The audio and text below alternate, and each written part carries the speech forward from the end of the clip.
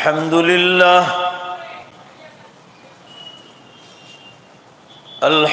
لله نحمده ونستعينه ونستغفره ونؤمن به ونتوكل عليه ونعوذ بالله من شرور أنفسنا ومن سيئات أعمالنا من يهده الله فلا مضل له ومن يضلله فلا هادي له ونشهد أن لا إله إلا الله وحده لا شريك له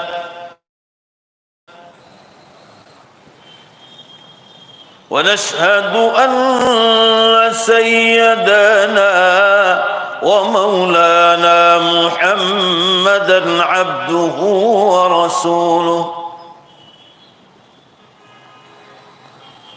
قال الله تبارك وتعالى في القرآن المجيد والفرقان الحميد أعوذ بالله من الشيطان الرجيم بسم الله الرحمن الرحيم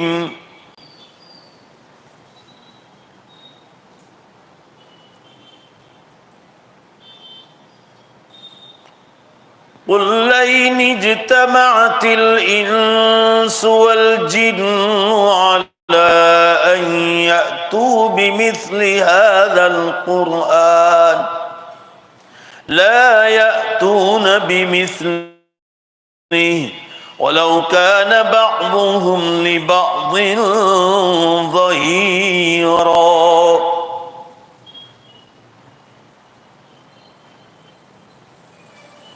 وقال النبي صلى الله تعالى عليه وسلم قال الله تبارك وتعالى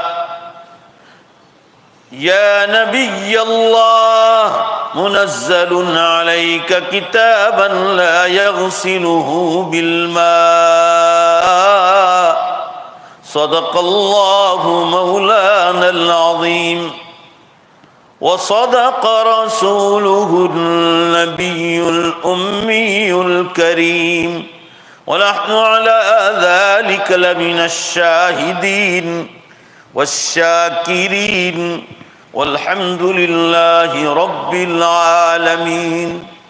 درود شریف پڑھ لیں. اللهم صل على سيدنا ونبينا وشفيعنا وحبيبنا وسندنا مولانا محمد صلی اللہ علیہ وسلم. بزرگان محترم، عزیز نوجوانوں اور یوٹیوب پر سننے والے سارے مسلمان، اس وقت آج کی مجلس میں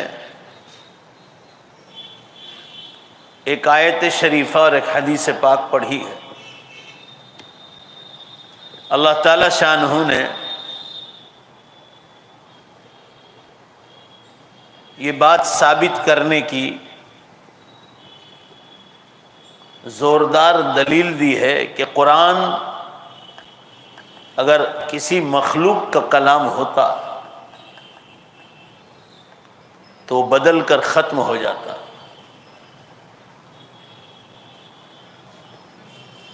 اور آگے یہ ارشاد فرمایا کہ سارے انسان اور جنات بھی مل جائیں اور وہ دونوں مل کر قیامت تک پوری طاقت لگا دیں کہ قرآن جیسی کوئی کتاب تیار کر دے. اللہ تعالیٰ فرما رہے وَلَوْ كَانَ بَعْضُهُمْ لِبَعْضٍ ظَهِيرًا، آپس میں ایک دوسرے کے مددگار بھی بن جائیں تو قیامت تک وہ کیسی کتاب تیار نہیں کر سکتے. یہ چیلنج ہے اللہ تعالیٰ کا پوری مخلوقات کے نام قیامت تک کے لیے. انسان اور جنات کا نام اس لیے لیا کہ یہ دونوں سب سے زیادہ عقل مند ہیں۔ انسان کو سب سے زیادہ عقل دی ہے اور نمبر 2 پر جنات، اور یہی 2 سے قیامت کے دن زندگی کا حساب لیا جائے گا۔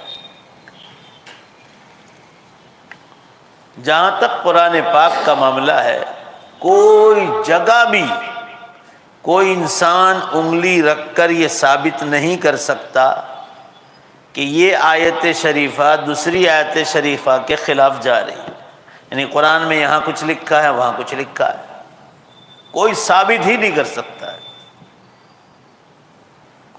کیوں ثابت نہیں کر سکتا ہے؟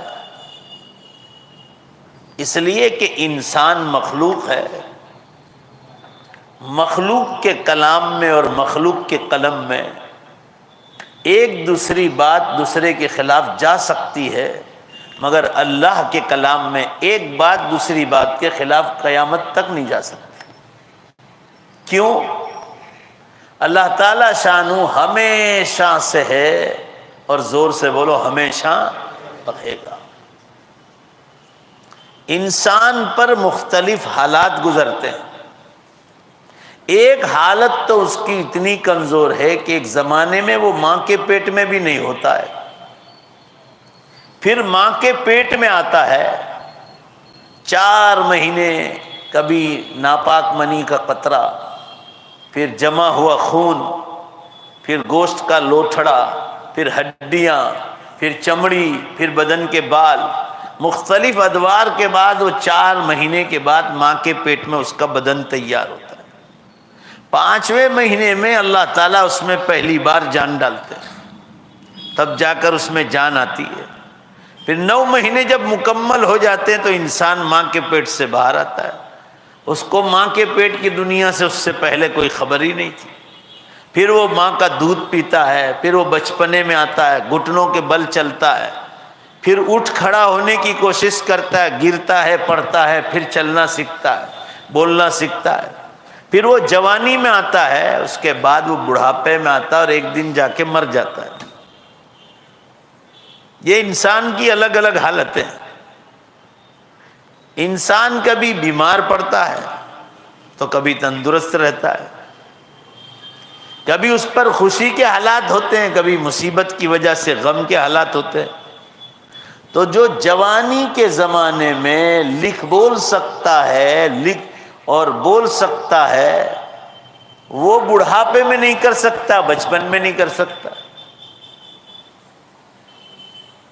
تو انسان پر الگ الگ حالات آتے ہیں، کبھی وہ تندرست ہوتا ہے، کبھی بیمار ہوتا ہے۔ تو تندرستی کے زمانے میں جو لکھ بول سکتا ہے، وہ جو ہے بیماری کے زمانے میں وہ نہیں کر سکتا ہے۔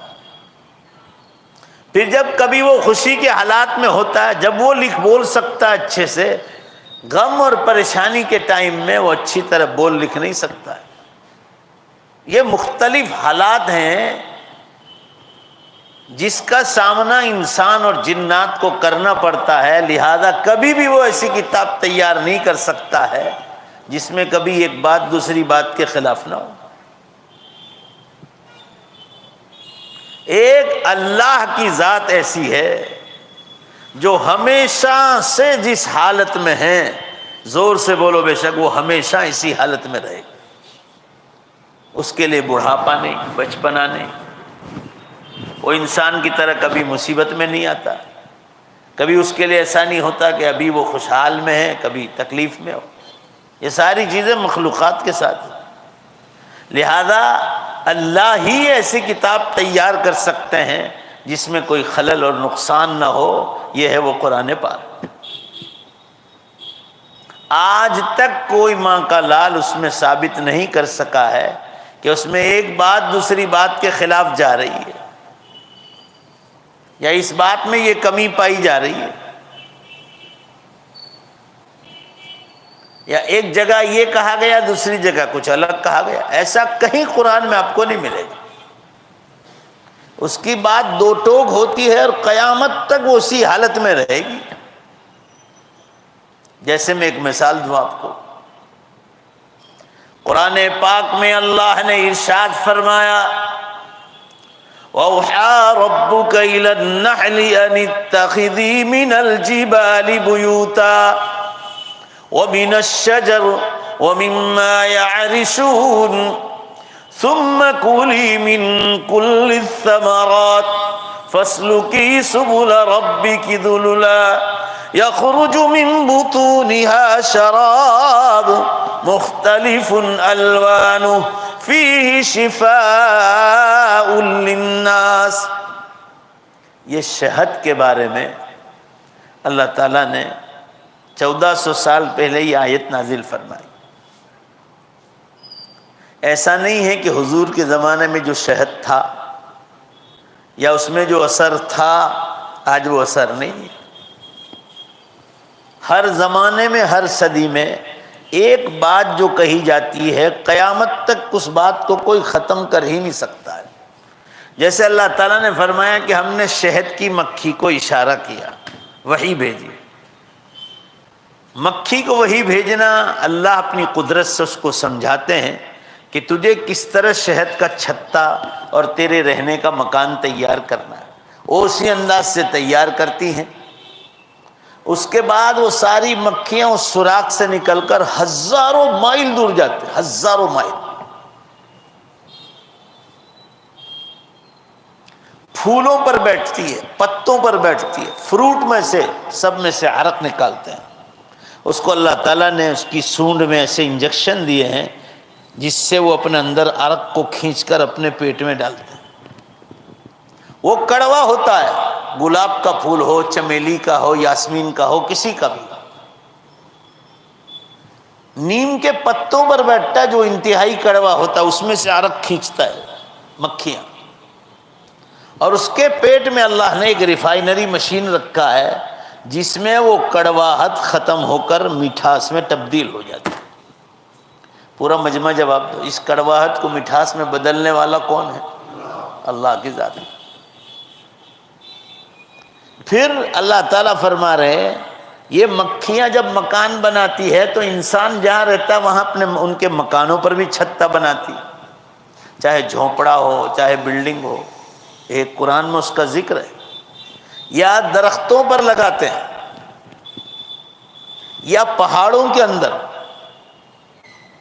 آج دیکھ لو سب سے زیادہ پہاڑوں سے، درختوں سے، اور جہاں انسان رہتا ہے وہاں بھی وہ اپنا مکان بناتی، چھتا بناتی، اور انسان اس کو توڑ کر اس شہد کو پیتا ہے، کھانے میں استعمال کرتا ہے۔ مجھے جواب تو سب مل گیا۔ حضور کے زمانے میں جو طریقہ تھا آج مکھیوں کا طریقہ بدل گیا کہ وہی بولو بھائی، وہی انداز کام جو دے رہا ہے وہ شہد وہی کام دے رہا ہے۔ قرآن میں کیا کہا؟ فیہ شفاء للناس، اس میں لوگوں کی بیماریوں کی شفا رکھی، اور فرمایا مختلف الوان، اس کا رنگ اور کلر الگ الگ ہے۔ کبھی بالکل پانی جیسا ہوتا ہے، پانی جیسا کلر ایک، دوسرا کلر پیلا، دو کالا، تین لال، چار سرخ اور کالا، مختلف قسم کے اس کے رنگ ہوتے۔ قرآن نے کہا مختلف الوان، ڈفرنٹ کائنڈس آف کلر، اس کے کلر بھی الگ الگ، اور فرمایا اس میں اللہ نے بیماریوں کی شفا رکھی۔ آپ صلی اللہ علیہ وسلم کے زمانے میں ہر بیماری میں استعمال کیا جاتا تھا۔ اس زمانے میں زیادہ تر بیماری بخار کی ہوتی تھی، سر درد کی ہوتی تھی۔ آج کل جو بیماریاں عام ہو گئی وہ گناہوں کی نحوست ہے۔ بے حساب گناہ بڑھ گئے تو بے حساب بیماریاں بھی بڑھ گئی۔ آپ صلی اللہ علیہ وسلم کے زمانے میں شوگر، پریشر، کمر کا درد، گھٹنوں کا درد، کڈنیاں فیل، بے شمار جس کو آدمی گن نہیں سکتا، اتنی بیماری۔ آپ صلی اللہ علیہ وسلم کے زمانے میں یہ نہیں تھی، نہ ہونے کی وجہ ان کے کھانے میں سادگی تھی۔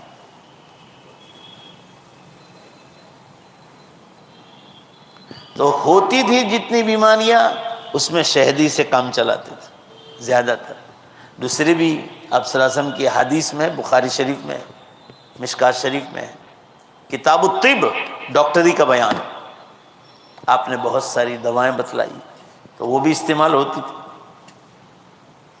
یہ 1400 سال پہلے شہد کا ذکر قرآن پاک میں کہا گیا۔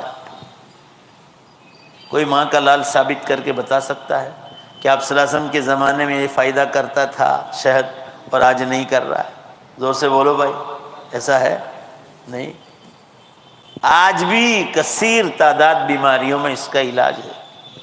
میں جتنے نسخے لکھتا ہوں یہاں آپ کی یہ صورت مینارہ مسجد پر علاج میں، زیادہ تر نسخوں میں 1 چمچ شہد کا ذکر ضرور ہوتا ہے، حتیٰ کہ شوگر کے نسخوں میں بھی پیور شہد کا ذکر آتا ہے۔ پیور ہو، کبھی شہد نقصان کر ہی نہیں سکتا ہے، وہ تو کڑوی چیز سے بنا ہے۔ جیسے شوگر میں کیلا کڑک کھاؤ آپ تو شوگر میں کبھی نقصان نہیں کرتا بلکہ فائدہ مند ہے۔ بیلے کا شربت میٹھا ہوتا ہے مگر شوگر میں فائدہ مند ہے۔ جامن میٹھے ہوتے ہیں مگر زور سے بولو بھائی شوگر میں فائدہ مند ہے۔ اب جا کر سائنس والے بھی قبول کر رہے ہیں کہ شہد میں شفا ہے۔ قرآن نے جو کہا ہے وہ بالکل صحیح ہے۔ آپ کا نئی دلی کا سب سے زیادہ چھپنے والا اخبار، بلکہ انڈیا کا number 1 paper, Times of India, English میں نکلتا ہے۔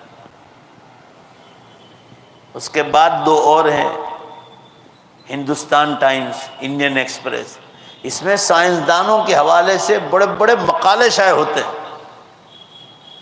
تو سائنسدانوں کا آج کی تاریخ میں اتفاق، میں نے خود نے اخباروں میں پڑھا ابھی آج کی تاریخ، کہ اگر کسی کو ملیریا ہو جائے یا ٹائیفائڈ ہو جائے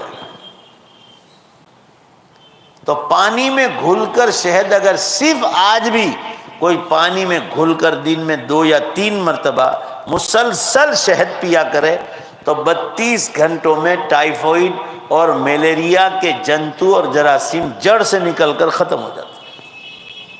آج بھی جڑ سے نکل جاتے ہیں۔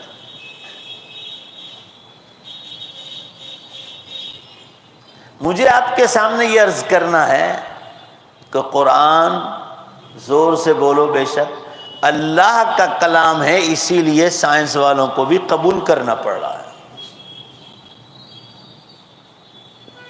یہ لوگ اخباروں میں لکھتے ہیں قرآن سکورز اوور ماڈرن سائنس، کہ قرآن کے بیانات آج کی نئی سائنس سے بھی آگے چل رہے ہیں۔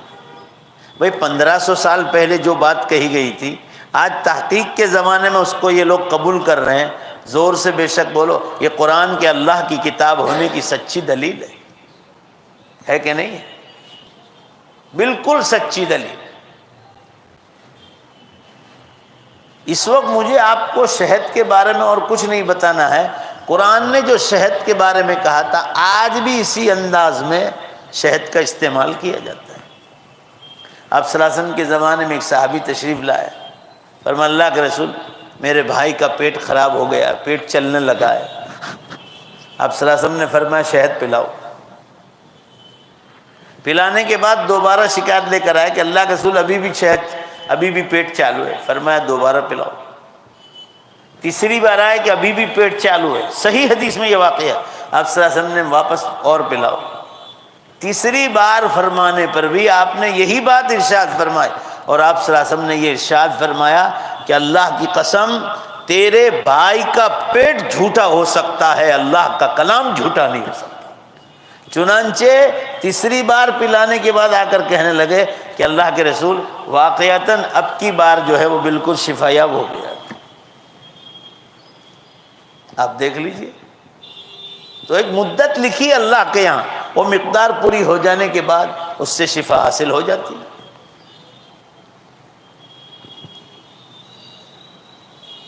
تو عرض یہ کر رہا تھا آپ حضرات کے سامنے، قرآن اللہ کی کتاب ہے۔ یہ تو ہو گئی ایک مثال۔ دوسری مثال،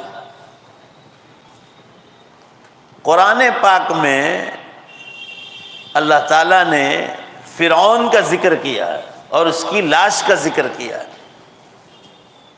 کیا فرمایا؟ فَالْيَوْمَ نُنَجِّيكَ بِبَدَنِكَ لِتَكُونَ لِمَنْ خَلْفَكَ آيَةً وَإِنَّ كَثِيرًا مِّنَ النَّاسِ عَنْ آيَاتِهَا لَغَافِلُونَ۔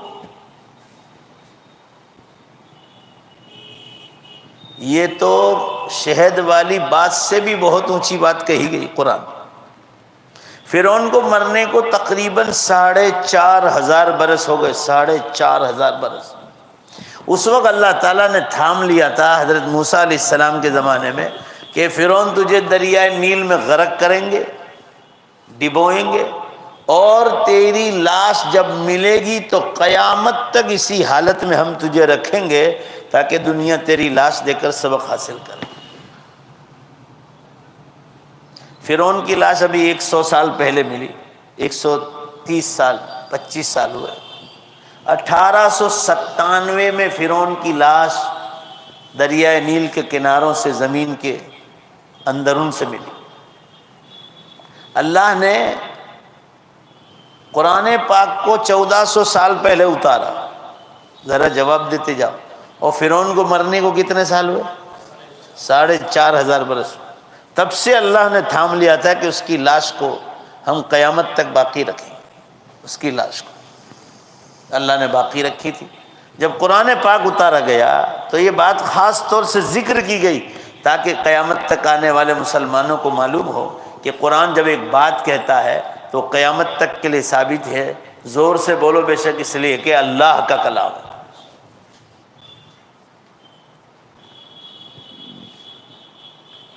کہ فرعون تیری لاش کو ہم قیامت تک باقی رکھیں گے کہ تاکہ دنیا والے دیکھیں قیامت تک اور سبق حاصل کریں کہ ظالم کا انجام کیا ہوتا ہے۔ لِتَكُونَ لِمَنْ خَلْفَكَ آیَةً۔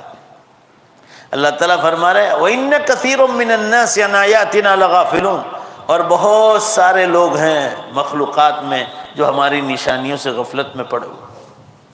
یہ بھی ایک نشانی ہے۔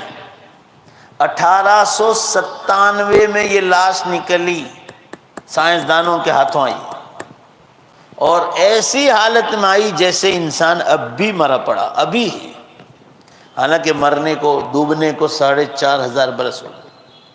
قرآن اتارا گیا اس سے 3,000 پہلے سال کا واقعہ ہے فرعون، اور ابھی 1,500 برس ہو گئے تو 4,500 برس ہو گئے۔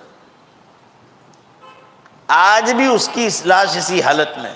میں سن 2000 میں پہلی بار مصر گیا تو اس کے بعد یہاں پروگرام ہوا تھا، آپ کو معلوم ہوگا، اور یہ اوپر نیچے سب بھر گیا تھا اس کو سننے کے لیے کہ قرآن میں اللہ نے فرعون کی لاش کا کیا تذکرہ کیا۔ تو میں یہ عرض کر رہا تھا کہ میں نے خود اس کی لاش کو دیکھا، آپ کو ایسا لگے کہ جیسے ابھی روح قبض ہو، آج بھی اسی حالت میں۔ یہ سائنس والے اندر مسالے بھرتے ہیں، مگر قرآن کہہ رہا ہے کہ مسالے نہ بھی بھرو، آپ ذرا زور سے بے شک بولو، قیامت تک اس کو اسی حالت میں رہنا۔ آج بھی کوئی جا کر دیکھے، عمرہ کرنے جاؤ تو مصر کے ویزا لے لو، اس کی لاش کو دیکھو اور اللہ کو یاد کرو کہ اللہ تعالیٰ نے جو فرمایا تھا آج بھی اس کی لاش اسی حالت میں ہے۔ یہ نشانیاں اللہ تعالیٰ اسی قرآن پاک میں بیان فرماتے ہیں تاکہ انسان سبق حاصل کرے کہ ہزاروں سال پہلے کی بات آج سائنس والے تحقیق کے ساتھ ثابت کرتے ہیں۔ یہ اس بات کی دلیل ہے، ذرا زور سے بولو نا، کہ قرآن کس کا کلام ہے؟ اللہ کا کلام۔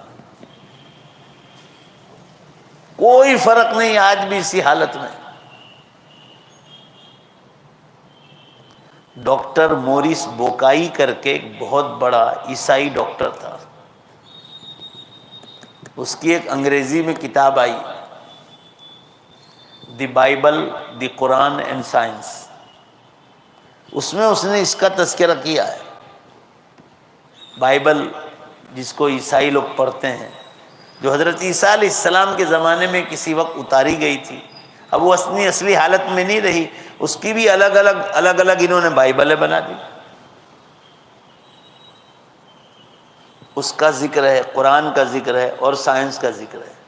ڈاکٹر موریس بوکائی جو عیسائی ہے، اس کا کہنا ہے کہ سائنس نے کئی بار اس پر تجربے کیے، چیر چار کر، کہا کہ اندر کا نظام بھی اسی حالت میں ہے جس حالت میں وہ مرا تھا، آج بھی کوئی فرق نہیں۔ تو ڈاکٹر موریس بوکائی نے تو یہاں تک لکھا ہے کہ دنیا میں جس کو جہاں سے قرآن کا نسخہ لینا ہو لے لے، اور قرآن پاک کی آیت پڑھتا جائے اور فرعون کی لاش دیکھتا جائے اور کہہ دے کہ قرآن اللہ کے سوا کسی کا کلام ہے۔ عیسائی ڈاکٹر کہتا ہے۔ یہ بات میں نے آپ کو مقدمے کے طور پر اس لیے کہی، ذرا زور سے بے شک بولنا، جب یہ بات مثالوں سے ثابت ہو گئی کہ قرآن اللہ کا کلام ہے، تو قرآن میں جتنی آیتوں میں اللہ نے حکم بھی بیان کیے ہیں، زور سے بولو بے شک وہ بھی برحق ہیں۔ قرآن اس لیے نہیں اتارا جاتا کہ یہ مثالیں دیکھ کر ہم صرف سنیں، اب اس کے بعد اس کے احکام دیکھنے ہیں کہ جب قرآن میں یہ باتیں سچی ہے تو جو حکم اتارے گئے وہ بھی سچے ہیں، جیسے نماز کا حکم، روزوں کا حکم، زکوٰۃ کا حکم، حج کا حکم، قربانی کا حکم، صدقہ فطر کا حکم، قرآن کی تلاوت کا حکم، قرآن کو سمجھ کر پڑھنے کا حکم، ماں باپ کے احترام، ماں باپ کی فرما برداری کا حکم، پڑوسیوں کی خدمت کرنے کا حکم، رشتہ داروں کے حقوق ادا کرنے کا حکم، حلال روزی کمانے کا حکم، حرام سے بچنے کا حکم، ہو دھندے سے ہو، بزنس اور تجارت سے ہو اس کا حکم، پاکی اور صفائی کا حکم،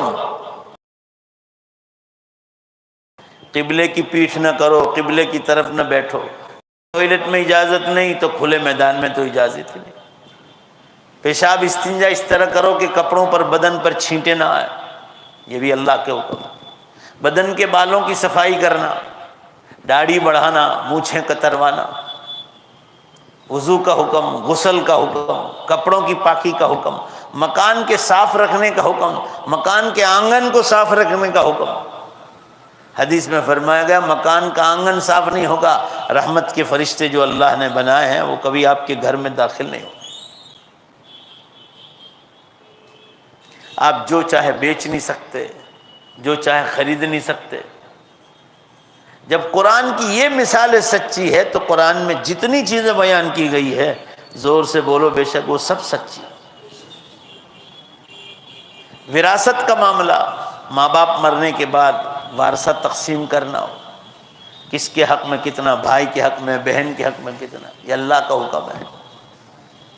ادھار کا معاملہ کرو تو حکم آیا 2 مرد کو گواہ میں رکھو، 2 مرد نہ ملے اور ایک ہی مرد ملا اس وقت تو 1 مرد اور 2 عورتیں رکھو،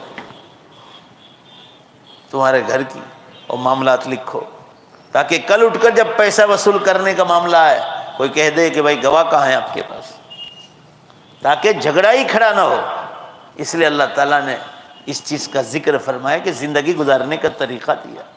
کپڑا پہنو، شرٹ ہو، پینٹ ہو، کرتا ہو، پائجامہ ہو، سیدھا ہاتھ ڈالو پھر الٹا ہاتھ، پہلے سیدھا پاؤں پھر الٹا پاؤں، نکالتے وقت الٹا ہاتھ الٹا پاؤں، جوتا پہنو پہلے سیدھا پاؤں پھر الٹا پاؤں، نکالتے وقت پہلے الٹا پاؤں پھر سیدھا پاؤں، مسجد میں جاؤ پہلے سیدھا پاؤں، نکلتے وقت الٹا پاؤں، ٹوائلٹ اور باتھ روم میں جاؤ پہلے الٹا پاؤں پھر سیدھا پاؤں۔ ہر جگہ دعائیں بتلائی گئی۔ سونے کا طریقہ، داہنی کروٹ پر سو، قبلے کی طرف سو، اوندے نہ سو، یہ جہنمیوں کے سونے کے انداز ہے، اوندے سونے سے منع کیا گیا۔ راستے چلو کنارے کنارے چلو، کسی کو تکلیف نہ ہو، راستوں پر نمازیں نہ پڑھو، یہ اللہ کے حکم۔ زکوٰۃ کہاں کہاں خرچ کی جائے گی، اس کے مصارف کیا ہیں، کن کن کو زکوٰۃ نہیں دے سکتا، سب احکام بتلائے۔ تو جب قرآن کی یہ مثالیں، فرعون کی لاش سائنس والوں نے تحقیق سے ثابت کر دیا کہ آج اسی حالت میں ہے، شہد کے بارے میں قرآن نے کہا، آج اس پر ریسرچ ہو رہے ہیں کہ قرآن نے جتنی باتیں کہی تھی آج بھی اسی حالت میں ہے، شہد سے بے شمار فائدے ہیں، مگر ہم لوگ استعمال نہیں کرتے۔ آپ صلی اللہ تعالی علیہ وآلہ وسلم نے ارشاد فرمایا، جو مسلمان روزانہ 3 چمچ شہد پی لے یا کھا لے روٹی کے ساتھ، فرمایا اس کو کوئی بڑی بیماری کبھی ٹچ نہیں کرے گی۔ مگر ہم لوگ کیا کرتے ہیں، اس کان سے سنتے ہیں، اس کان سے نکال دیتے ہیں۔ ابھی شہد کا کہو تو کوئی کھائے گا نہیں، پیے گا نہیں۔ ابھی کہو کہ چائے پینے کی ہے تو 10 چائے پی جائیں گے، جو نقصان کرتی ہے اس کو پی جائیں گے۔ بیڑی سگارٹ خوب پیئیں گے۔ کل میں نیپال سے آ رہا تھا، نیپال سے پڑوس کے ملک میں گیا تھا بیان کے لیے، تو دلی ایئرپورٹ پر ہمارا فلائٹ لیٹ ہوا، تو وہاں نماز کا کمرہ ہے، پریئر ہال لکھا ہے۔ میں نے اپنا سامان رکھ کے وضو کرنے گیا تھا باتھ روم میں، اس سے پہلے ایک گلی تھی ایئرپورٹ پر، تو وضو کر کے تو بھولے سے وہ مسجد کے کمرے کے بجائے ایک اور کمرے میں چلا گیا، تو دیکھا کہ بڑا کانچ کا بڑا ہال ہے۔ میں وہاں پہنچ بھی گیا تو دیکھا کہ بہت سارے مرد، لڑکے جوان اور جوان لڑکیاں، پیسنجر سب۔ میں ادھر گجرات سے ہے، کوئی کہاں سے ہے، تو انڈیا، وہ تو انٹرنیشنل ایئرپورٹ ہے دلی کا، سب سے بڑا انڈیا کا۔ دیکھا کہ لڑکے لڑکیاں برابر سگریٹ، لڑکیاں بھی ہیں، جوان لڑکیاں برابر سگریٹ پی رہی۔ یہ سب زیادہ تر کالج یونیورسٹیوں کی لڑکیاں، کیوں کہ دینی تعلیم نہیں پڑھاتے۔ تو شہد آپ صلی اللہ علیہ وسلم نے فرمایا، جو کوئی مسلمان 3 چمچ پی لے اس کو کبھی کوئی بیماری، بڑی بیماری ٹچ ہی نہیں کرے گی۔ جب بیماری بڑی نہیں ٹچ کرے گی تو چھوٹی کیا ٹچ کرے گی؟ الحمدللہ صبح روز میرا کھانے کا معمول ہے، روز۔ لوگ مجھے پوچھتے ہیں کہ آپ کی تندرستی کی ضمانت کیا ہے، تو میں کہتا ہوں پہلے اللہ کا فضل، اس کے بعد اسباب کے درجے میں شہد۔ سفر میں بھی ساتھ رکھتا ہوں، البتہ اس سفر میں بھول گیا تھا میں۔ کرو گے آپ؟ بولو نا انشاءاللہ۔ دوسرے سب جگہ ہم فضول خرچیاں کرتے ہیں۔ یہ تمباکو کھاتے ہیں، تمباکو، بادام سستی ہے نہ تمباکو مہنگا ہے۔ وہ کیا کھاتے ہیں، پوری کے میں کیا ہوتا ہے وہ، بولو نا، گٹکا۔ 1 کلو وہ لینے جاؤ، 1 کلو بادام سستی ہے، وہ مہنگا، وہ کھائیں گے، وہ بادام نہیں کھائیں گے۔ میں جنرلی بات کر رہا ہوں۔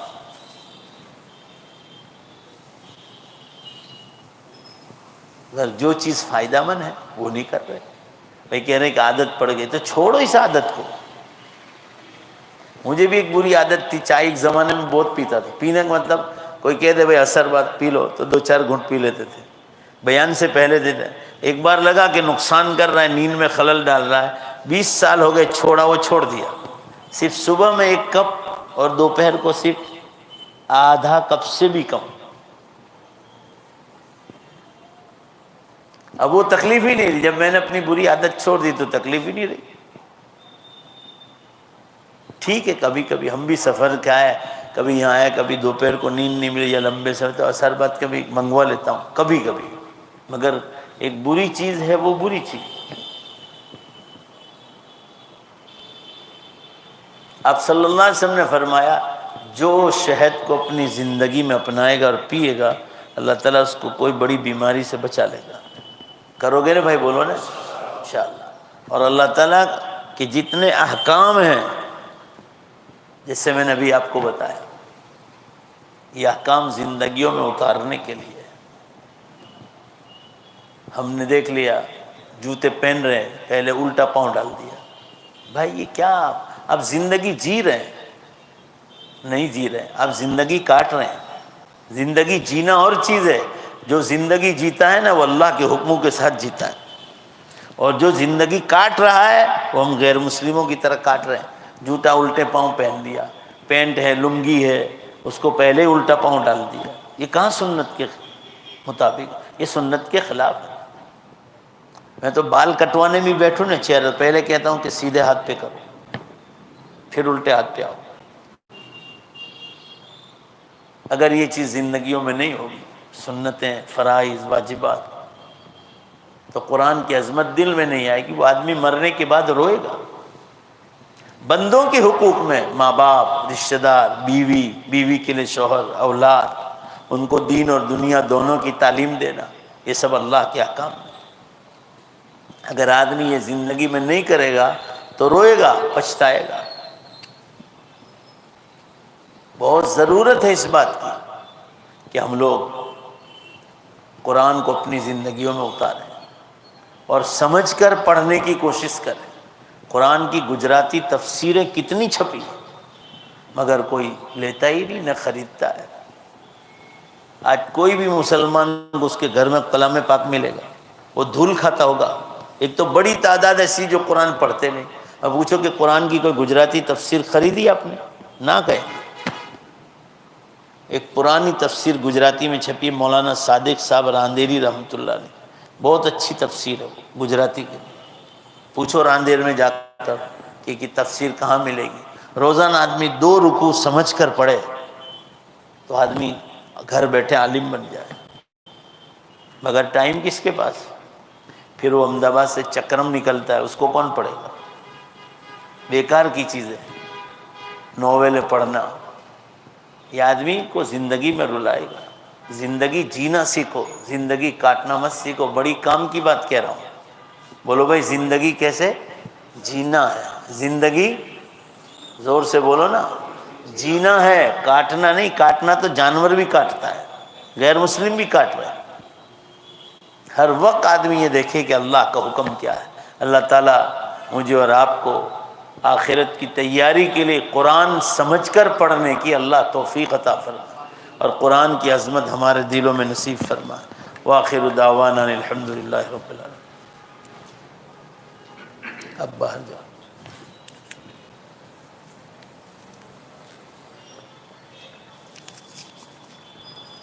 یہ مولانا جو ہے فاروق صاحب پنجاب سے آئے، پنجاب سے، پٹھان کوٹ سے۔ تو یہ پہلی بار ہماری مسجد میں آئے ہیں، اور سارے علماء کی تصدیقات بھی ہیں۔ پچھلے سفر میں وہ ملے بھی تھے مجھے ایک دن راستے میں، 2-1 ہفتے پہلے۔ واقعی یہ پنجاب کا علاقہ مسلمانوں کی تعداد بہت کم ہے۔ ایک زمانہ تھا پنجاب کی ٹوٹی بولتی تھی، آج بے شمار مسجدیں وہاں بند پڑی، اس میں لوگ جانور باندھتے ہیں۔ ایسے علاقے میں دوبارہ اسلام گویا زندہ ہو رہا ہے، مدارس کے ذریعے، دعوت و تبلیغ کے ذریعے، خانقاہوں کے ذریعے، اور یہ پہلی بار ہمارے یہاں آئے ہیں۔ تو آپ حضرات للہ زکوٰۃ صدقات سے ان کا دل کھول کر مدد فرمائیں۔ درود شریف پڑھ لیں۔ بسم اللہ الرحمن الرحیم، الحمد للہ رب العالمین، والعاقبۃ للمتقین، والصلاة والسلام علی خیر خلق محمد وآلہ وصحبہ اجمعین۔ ربنا آتنا فی الدنیا حسنہ وفی الآخرۃ حسنہ وقنا عذاب النار۔ اللهم اغفر لحينا وميتنا وشاهدنا وغائبنا وصغيرنا وكبيرنا وذكرنا وانثانا، اللهم من احييته منا فاحي على الاسلام ومن توفيته منا فتوفه على الايمان۔ اے اللہ اپنے فضل سے ہمارے گناہوں کی بخشش فرما، ہمارے ماں باپ، رشتہ دار، بھائی بہن، تمام دادا دادی، نانا نانی، پردادے پرنانے، پردادیاں پرنانیاں، ماموں ممانیاں، چچے چچیاں، پھوپھی پھوپھڑ، خالہ خالو، جتنے بھی رشتہ دار چلے گئے، ہمارے اساتذہ اور پوری امت مسلمہ، اے اللہ ان سب کی مغفرت فرما۔ اس قرآن کی مجلس کی برکت سے سب کی مغفرت فرما۔ اے اللہ آپ رحیم و کریم ہیں، غفور و رحیم ہیں، غفار الذنوب اور ستار العیوب ہے، ارحم الراحمین، ساری مخلوقات میں سب سے زیادہ رحم کرنے والے اور مہربانی کرنے والے۔ ہمارے تمام مرحومین کی مکمل مغفرت فرما، ان کی قبروں پر نور کی بارش نازل فرما۔ اے اللہ ان کا حشر نبیوں کے ساتھ، صدیقین، شہداء اور صالحین کے ساتھ فرما۔ ان کی قبروں کو رحمتوں، برکتوں اور مغفرتوں سے پوری طرح ڈھانپ لے۔ اے اللہ قیامت کے قرب قیامت کا زمانہ ہے، اس امت کو جاگنے کی توفیق عطا فرما۔ آج ہم نے قرآن کی عظمت پر جو باتیں سنی، ہمیں دلوں میں اتار کر اے اللہ اپنی زندگیوں میں لانے کی توفیق عطا فرما۔ ہماری والدہ جو بھی رمضان میں انتقال کر گئی، اللہ اس بوڑھی عورت کی مغفرت فرما۔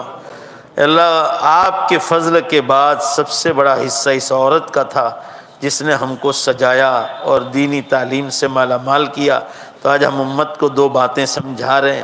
اے اللہ اس عورت کی تو مغفرت فرما، ان کی قبر پر کروڑوں رحمتیں نازل فرما۔ اے اللہ ان کی قبر کو رحمتوں، برکتوں اور مغفرتوں سے ڈھانپ لے۔ اے اللہ آپ ان سے راضی ہو جائیں۔ اسی طرح ہمارے والد صاحب، یہ جتنے حضرات بیٹھے ان کے ماں باپ، دادا دادی، نانا نانی، رشتہ دار، جتنے لوگ چلے گئے، اللہ ان سب سے آپ راضی ہو جائیں، ان سب کی مکمل مغفرت فرما۔ اے اللہ ہمارے تمام رشتہ داروں کی مغفرت فرما، بھائی بہنوں کی مغفرت فرما، ان کی موت سے ہمیں سبق لینے کی توفیق عطا فرما، امت کو قیامت کے نام پر جاگنے کی توفیق عطا فرما۔ اے اللہ دنیا اور آخرت میں ہماری عزتوں کی حفاظت آپ ہی کے ہاتھ میں ہے، ہم سب کی عزتوں کی حفاظت فرما۔ اے اللہ آج کل زنا کاریوں کا گناہ بہت بڑھ رہا ہے، امت کے جوانوں کی اور جوان بہنوں کی، بیٹیوں کی اس سے حفاظت فرما۔ اے اللہ اس گناہ کے خیال سے بھی حفاظت فرما، اپنے فضل و کرم سے جن کو اولاد نہیں انہیں نیک صالح تندرست اور خوبصورت اولاد عطا فرما، ہماری دعاؤں کو اپنے فضل و کرم سے قبول فرما برحمتک یا ارحم الراحمین۔